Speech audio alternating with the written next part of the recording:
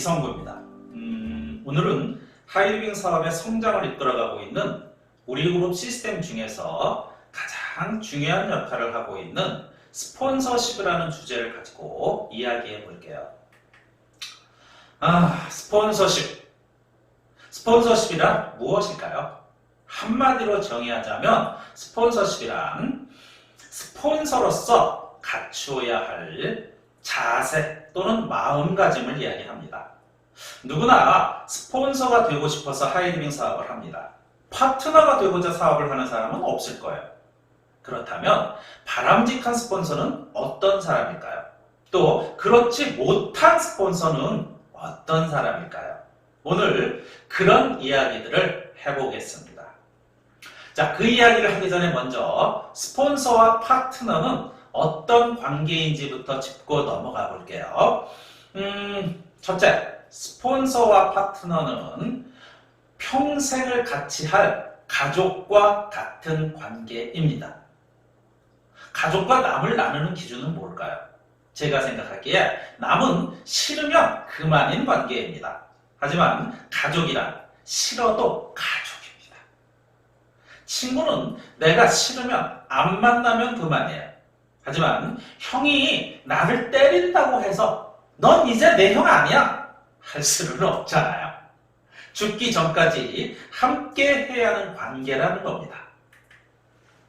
두 번째, 스폰서와 파트너는요, 비즈니스의 동지입니다. 동지라는 말이 요즘은 잘 안 쓰이는 말이긴 하지만 뜻을 같이 한다는 의미인 동지는 동무 또는 친구와는 조금 다른 의미죠. 서로 완벽하게 믿지 않으면 쓸 수 없는 단어죠. 하이리빙의 스폰서와 파트너는 목숨을 걸고 서로 지켜줘야 하는 동지 관계입니다. 이제 조금 더 나아가서 그러면 나에게 스폰서는 어떤 존재일까요? 먼저 나에게 꿈을 가지게 해준 고마운 사람입니다. 내가 스폰서를 만나지 못했다면 하이리빙을 만나지도 못했을 거고, 그렇다면 나는 꿈도 희망도 없는 보통 사람으로 일생을 마쳤을지도 모릅니다. 그런데 스폰서가 나를 하이리빙으로 안내해줘서 이제는 내 미래에 대한 큰 꿈을 꾸는 희망찬 인생을 살아가고 있는 거죠. 스폰서란 정말 고마운 존재죠. 그런 고마운 존재이면서 또한 스폰서는 내 비즈니스의 생사권을 가진 생명줄과 같은 존재입니다. 하이리빙 비즈니스에서 시스템을 배우는 방법은 크게 두 가지입니다. 하나는 일반적인 교육을 통해서 배우는 것이고, 다른 하나는 스폰서와 상담을 통해서 배우는 것입니다. 일반 교육을 통해서는 보편적인 내용을 배우고요, 상담을 통해서 내가 처해 있는 상황에 맞는 대처법을 배우는데요, 나에게 딱 맞는 시스템은 상담을 통해서만 배울 수 있습니다. 이 상담은 내가 상담하는 스폰서에게만 배우는 것이 아니고요, 그 위에 또 그 위, 결국 최고 스폰서인 이성구에게서 배우는 것입니다. 그런데 내 스폰서와 관계가 좋지 않아서 상담이 끊긴다면 나는 나 혼자 알아서 사업을 해야 합니다. 우리는 이런 상황을 마이웨이라고 이야기합니다. 하이리빙 사업은 마이웨이 하는 사업이 아니고요, 스폰서와 함께 성장하는 사업입니다. 그렇다면 파트너는 어떤 존재일까요? 첫째, 파트너는 나에게 성공의 희망을 안겨준 고마운 사람입니다. 파트너가 처음 나왔을 때를 기억해 보세요. 처음 찾아갔을 때 외면하지 않고 내 얘기를 끝까지 들어준 사람이죠. 미팅에 초대했을 때 조금 망설였지만 나를 믿고 미팅에 참석해 준 사람. 하이마스터 스쿨에 처음 들어갔을 때 숙제가 많다고 투덜거리면서도 끝까지 해내려고 애쓰던 사람. 그러던 어느 날 이 사업을 전해준 스폰서가 고맙다고 이제는 하이리빙을 통해 성공하고야 말겠다고 스피치하던 날, 난 가슴이 떨려서 잠 못 이루며 이런 파트너 7만 있으면 오너구나 하며 설레이던 그 순간을 기억하십시오. 그 성공에 설레임을 안겨준 사람이 바로 나의 파트너입니다. 아직 파트너가 없다고요? 걱정하지 마세요. 아마 더 큰 설레임과 희망을 안겨줄 파트너가 곧 나올 겁니다. 두 번째, 함께 하자고 내가 먼저 제안한 사람이 파트너입니다. 파트너가 먼저 찾아와서 나 좀 성공시켜주세요 라고 이야기하는 경우는 아주 드뭅니다. 내가 먼저 파트너를 찾아가서 옆구리 쿡쿡 찔렀다는 것 기억하십시오. 그렇다면 그 말에 책임을 져야 합니다. 나에게 성공의 희망을 안겨준 그 파트너의 성공을 위해 최선을 다해야 한다는 것은 당연한 이야기입니다. 자, 이제 본격적으로 스폰서십에 대한 이야기를 해볼까요? 그 전에 우리가 스폰서십에 대해서 잘못 알고 있는 것은 없을까? 한번 생각해보죠. 먼저 스폰서는 나보다 나은 사람일 거라는 착각에서 벗어나십시오. 스폰서는요, 나보다 먼저 시작한 사람이고 나에게 이 정보를 전해준 사람일 뿐입니다. 스폰서가 완벽해야 한다는 생각은 버리세요. 스폰서도 때론 실수할 수 있습니다. 또 스폰서 예우가 스폰서십이라는 생각도 땡입니다. 스폰서를 꼭 예우해서 떠받들라는 얘기가 아닙니다. 스폰서를 스폰서로서 인정해 주라는 얘기죠.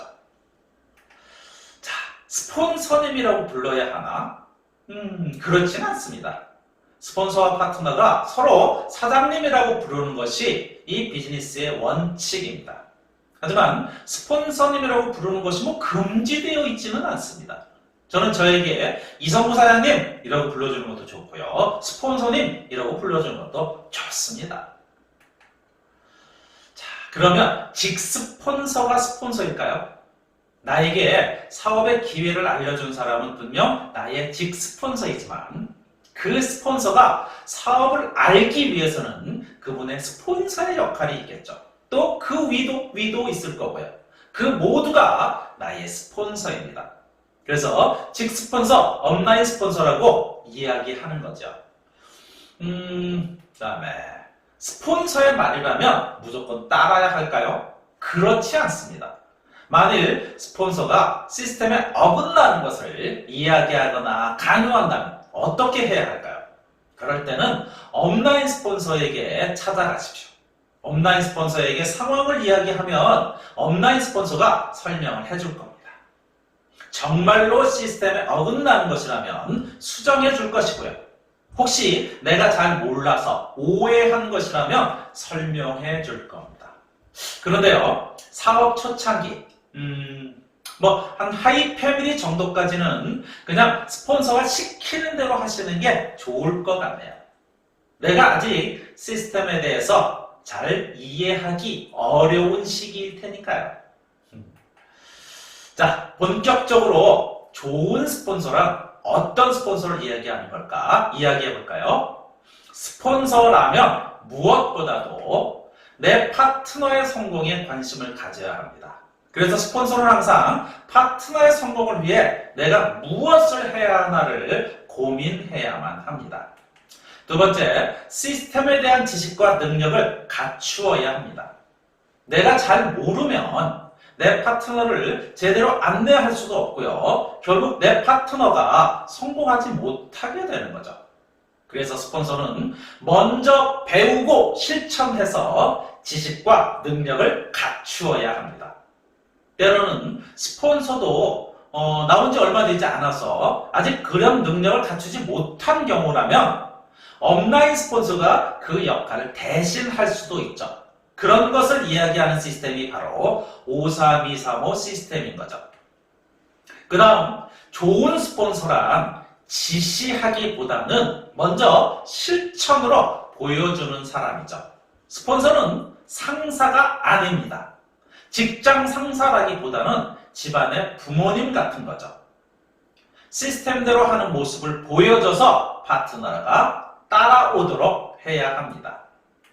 당연히 지적보다는 칭찬이 우선입니다. 지적은요, 누군가의 행동을 즉각적으로 고칠 수 있지만 마음까지 고쳐지지는 않습니다. 끝없이 지적하지 않으면 곧 원래대로 돌아가죠. 그래서 계속 지적하면 파트너의 마음에 상처가 남습니다. 하지만 칭찬은 조금 느리더라도 상대의 마음을 움직이도록 하는 겁니다.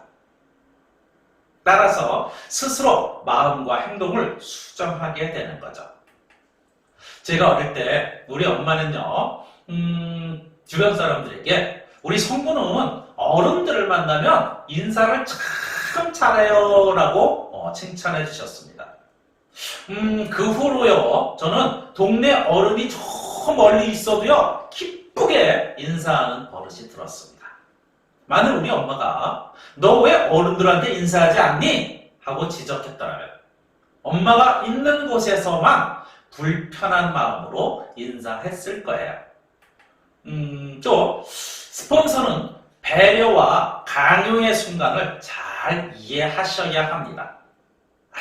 아직 초보자니까 하는 생각에 매사 배려만 해준다면 그분과 친해질 수는 있지만 사업자의 자세는 계속해서 나오지 않을 가능성이 높습니다.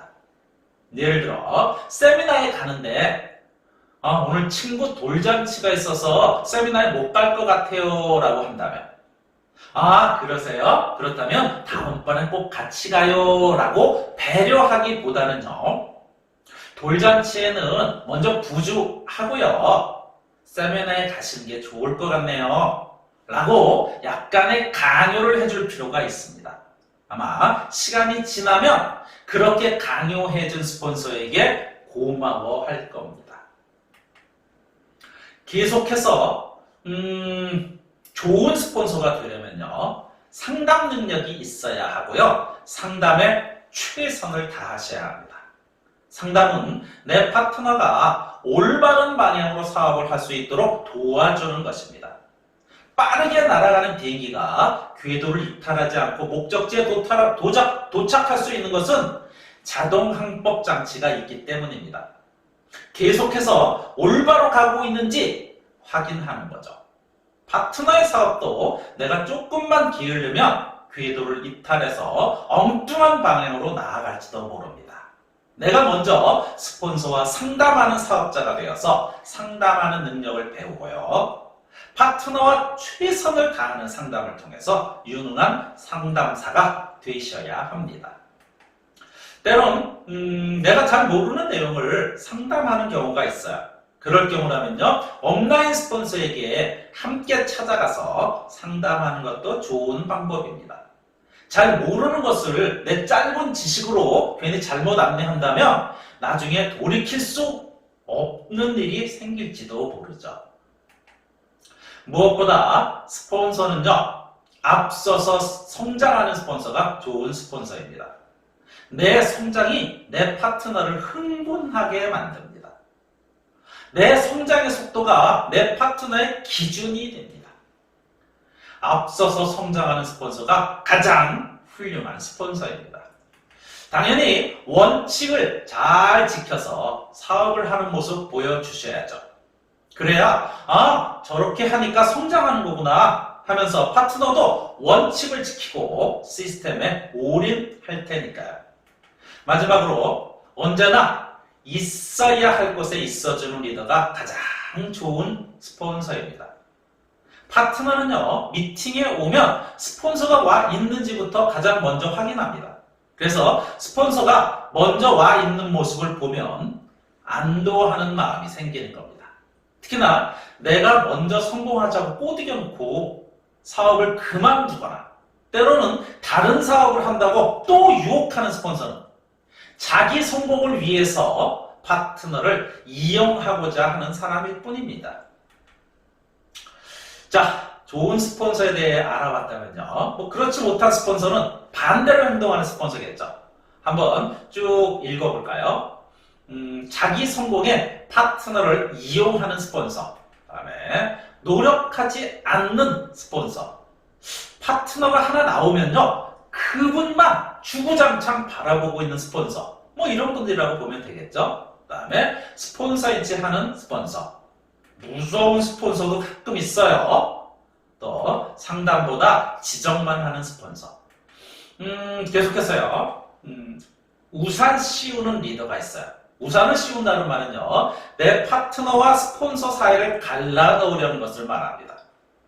내 파트너는 내 소관이니까 스폰서님 할 말 있으면 저를 통해서 하십시오 라고 이야기하는 거죠. 본인 파트너는 그러면 스폰서의 파트너는 아니라는 겁니까? 상위 스폰서와 상담을 연결해 줘야 할 스폰서가 우상을 씌우고 소통을 막아버려서는 좋은 스폰서가 될 수 없죠. 원칙을 무시하는 리더. 금요일에 유튜브 생방송에 참석하는 것은 우리 그룹 비즈니스의 원칙 미팅입니다. 그날 야 우리끼리 따로 미팅하자 라고 하는 스폰서가 있다면 파트너의 성공을 막는 스폰서라는 거죠. 부정적인 이야기를 끝없이 하는 분들이 있습니다. 그 이야기를 듣다 보면요, 파트너도 부정적이 되고 결국 사업을 그만둘 거예요. 필요할 때 없는 리더. 그렇죠? 오랜만에 새로운 사람 모시고 미팅에 와서 스폰서를 찾았어요. 근데 그날따라 스폰서가 안 나오거나 늦는다면 정말 황당하겠죠? 다음에 말로 상처 주는 리더. 마음의 상처를 입으면 참 오래 갑니다. 지금 당장은 참지요. 하지만 시간이 지나면서 그 모든 것이 증폭되어서 스폰서와 파트너 사이가 왼수 사이가 되는 경우도 가끔 있습니다. 사업 성장이 늦은 것은 이해할 수 있어도요, 자기 파트너 상처 주는 것은 정말 바보짓이죠. 자, 정리하자면 좋은 스폰서가 되기 위해서는 아까 이야기한 좋은 스폰서의 내용을 잘 실천해야 되겠지만 무엇보다도 다음 5가지는 꼭 기억해 두시기 바랍니다. 첫째, 내가 먼저 시스템에 플러그인 되어 있어야 합니다. 그래야 파트너도 스폰서를 따라서 자연스럽게 시스템대로 사업을 해서 성공할 테니까요. 두 번째, 파트너에게 바라는 대로 스폰서에게 행동하십시오. 스폰서를 예우하는 이유도 모두 내 파트너가 보고 있기 때문입니다. 그리고 먼저 성장하십시오. 뭐 바라나 말하겠죠. 역시 스폰서와 꾸준히 상담을 해야만 내 파트너와 내 사업이 궤도를 잃지 않고 올바른 방향으로 진행될 테니까요. 마지막으로 있어야 할 곳에 있어주는 스폰서가 되십시오. 파트너의 마음이 안정되어야 사업도 할 마음이 생기는 거거든요. 이번에는 좀 어려운 주제에 대해서 이야기를 해볼까요? 세상을 살아가다 보면 누군가가 아주 미워 보일 때가 있어요. 근데 그게 내 스폰서라면 어떻게 해야 될까요? 먼저 스폰서의 장점을 찾으려 노력하십시오. 누군가 미워 보일 때는 그 사람이 하는 일마다 밉거나 단점으로 보이잖아요. 그 단점을 보려 하지 말고요, 장점을 한번 찾아보세요. 그러다 보면 저 사람한테 저런 면이 있었지 하면서 조금씩 풀어질 겁니다. 다음, 내 파트너의 눈을 의식하십시오. 이 말은요, 파트너의 눈치를 보라는 말은 아닙니다. 나는 비즈니스맨입니다. 비즈니스의 목적이 무엇인지를 기억하라는 말입니다. 하이드빙 비즈니스의 목적은 스폰서, 파트너와 함께 성공하는 것입니다. 내가 스폰서와 사이가 안 좋은 것을 티내면 내 파트너가 불편합니다. 그런 상태로 함께 성공하는 건 불가능합니다. 미워도 미워하는 티를 내지 말라는 것입니다. 자, 그 다음에 이뻐 보일 때까지 상담하십시오. 상대를 이해하려는 시간을 많이 가지라는 이야기입니다. 미운 사람이라도 자꾸 이야기하다 보면 상대의 진심을 알게 되고 그동안의 미움이 녹아서 없어지는 경우도 있으니까요. 내 마음을 알리고 싶다면 편지를 쓰는 것도 좋은 방법입니다. 사실 편지를 쓰는 것은 아주 좋은 방법인데요. 많은 사람들이 잘 안 쓰는 방법이기도 하죠. 미운 사람을 직접 만나서 이야기하는 것보다는요. 그러다 보면 감정이 올라와서 원래 계획하지 않았던 이야기까지 하는 경우가 종종 있습니다. 그러면 관계가 더 나빠질 수도 있잖아요. 이런 경우에 편지는 참 좋은 도구입니다. 편지의 가장 큰 장점은요. 여러 번 수정할 수 있다는 거죠. 상대를 생각하면서 곰곰이 생각해서 이야기를 할 수 있고요. 더 큰 장점은 다 써놓고 안 보낼 수도 있다는 겁니다. 편지를 쓰는 동안에 상대를 이해하게 되는 경우도 있거든요. 마지막으로 그럼에도 불구하고 스폰서는요. 내가 이 사업에서 성공하기를 바란다면 평생 함께 해야 하는 사람이라는 것을 기억하십시오. 평생을 함께 할 사람인데 계속 미워하면서 불편한 관계를 유지할 것인지 내가 적극적으로 상대를 이해하려 노력해서 오해를 풀고 즐거운 관계를 유지할 것인지를 결정하십시오. 자, 이번엔 거꾸로 파트너가 미워 보일 때는 어떻게 해야 될까요? 가장 먼저 초창기의 내 모습을 생각하십시오. 어쩌면 나도 내 파트너처럼 시스템에 적응하지 못해서 스폰서 마음을 상하게 했을 때도 있었을 겁니다. 시간이 지나면 이분도 좋아지겠지 하고 믿어주세요. 사실 파트너가 처음 나올 때의 희열은 말로 표현하기 어렵잖아요. 그 기쁨만으로도 파트너는 고마운 존재입니다. 자식이 아무리 속을 썩여도 그 아이가 태어나서 자라는 동안 부모에게 준 기쁨에 비하면 아무것도 아닌 것처럼요. 파트너에게 나의 단점을 이야기하고 상대의 이해를 구해보십시오. 어쩌면 상대도 나의 단점을, 자기 단점을 알고 있을지도 모릅니다. 그런데 잘 안 고쳐지는데 누가 뭐라 그러면 더 어긋나는 거 잘 아시잖아요. 자, 다시 나오는데요. 내가 원하는 것이 무엇인지 생각하세요. 내가 원하는 것은 성공입니다.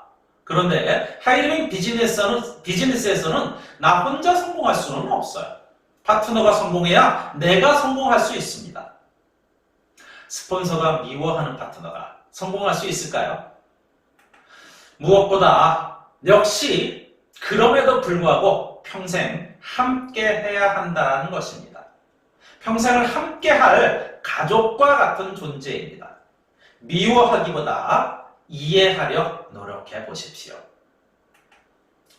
그런데 그렇게 열심히 노력해서 가까워지려 하는데도 잠깐 감정을 자제하지 못해서 서로 싸울 때도 있습니다. 그리고 집에 돌아와서 화가 치밀어 오르기도 하고요. 또 후회스럽기도 하고. 자, 이제 어떻게 하면 좋을까요? 가장 먼저 해야 될 일은요. 나의 잘못을 곰곰이 생각해 보는 겁니다. 한 사람의 잘못만으로 싸우는 경우는 없습니다. 상대도 대응을 잘 못했을 수 있습니다. 이 경우 가장 중요한 것은 내 잘못만 생각해 보는 겁니다. 상대의 잘못은 생각하지 마십시오. 괜히 감정만 더 상할 수도 있어요. 예를 들어서 상대가 나에게 심한 소리를 했을 때 왜 그런지 차분히 들어보지 못하고 나도 같이 소리쳤다면 이 부분은 내 잘못입니다. 뭐 이런 거. 두 번째, 다음날 상대를 만나서 또는 전화 통화를 통해서 내가 잘못한 것을 사과하십시오. 절대 상대의 잘못을 꺼내들지 마세요. 내가 화를 낸 건 미안해. 근데 네가 소리치지 않았으면 그런 일은 없었을 거야. 이렇게 이야기하는 건요. 지금부터 2차는 다시 한번 해볼까? 뭐 이런 이야기잖아요. 네가 소리쳤을 때 무언가 이유가 있을 거라고 생각하지 못하고 미리 화부터 내서 미안해 하는 식으로 내 잘못만을 이야기하십시오.